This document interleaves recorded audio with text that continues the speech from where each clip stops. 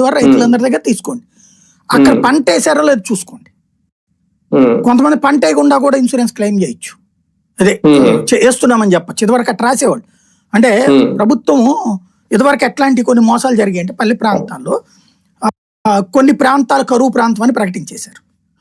అక్కడ ఉన్న వాళ్ళకి ఇంతని కేంద్రం నిధులు అనౌన్స్ చేసేస్తుంది. ఆ డబ్బుల్ని పొలాలు పంట వేయనోడికి కూడా ఇచ్చేసేవాడు మనోళ్ళు అయితే, మన పార్టీ వాళ్ళు అయితే.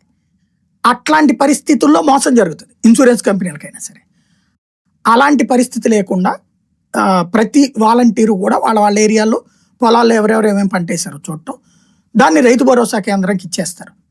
రైతు భరోసా కేంద్రం వాళ్ళ దగ్గర ఆ రైతులే అనేది 2వ ఏడాది నుంచి రైతులే డైరెక్ట్గా అక్కడ రైతు భరోసా కేంద్రం వాళ్ళే వెళ్తారు ఫీల్డ్లోకి వాలంటీర్తో కలిసి వెళ్ళి అక్కడ ఆ విజువలైజ్ చేస్తారు. ముందు పిక్చరైజ్ చేస్తారు. అక్కడ రైతును ఆ పొలంలో నుంచోబెట్టి ఫోటో తీస్తారు.